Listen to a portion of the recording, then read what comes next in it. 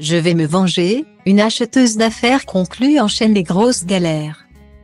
Aurore Morris serait-elle la malheureuse victime d'un chat noir? Alors qu'elle subissait un terrible accident de voiture le 19 décembre 2022, heureusement sans conséquences graves pour elle. L'acheteuse belge de l'émission Affaires conclues doit à nouveau faire face à un problème de taille. Mais cette fois, c'est sur les réseaux sociaux que ça se passe. Dépitée mais toujours souriante, Aurore Morris s'est emparée de son compte Instagram pour signaler à ses abonnés que de nombreux faux comptes circulaient actuellement. Aussi bien sur Instagram que sur TikTok. Bien décidée à arrêter ce trafic malhonnête. La jeune liégeoise recherche activement les fauteurs de troubles. J'essaie d'attraper une vilaine personne qui se fait passer pour moi. Elle demande de l'argent à toutes les personnes qui sont sur Instagram, en vendant des cartes fans.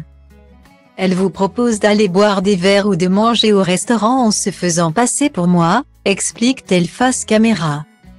Agacée, la marchande d'art a assuré qu'elle ne s'adonnerait à ce genre d'activité et que faire de telles propositions ne lui viendrait même pas à l'esprit. Je ne vendrai jamais, au grand jamais, une carte fan. Je ne vous demanderai jamais de l'argent pour aller manger un bout avec moi. Ne dépensez pas votre argent dans ce genre de truc, a-t-elle supplié. Qu'à cela ne tienne. Aurore Morris ne compte pas en rester là. Pour elle, ces malautrus doivent payer. D'autant plus qu'elle est loin d'être la seule célébrité victime de ce genre d'usurpation d'identité. Je vais me venger de ceux qui essaient de voler les internautes. Je vais lui mettre la main dessus et ça va voler.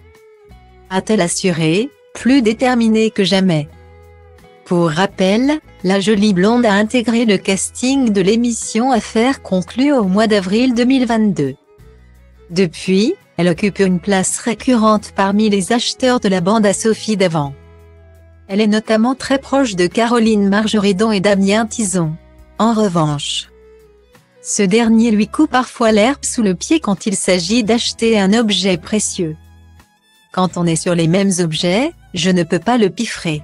Il me fait payer le double ou le triple d'un objet, affirmait-elle récemment auprès de Télé Loisirs.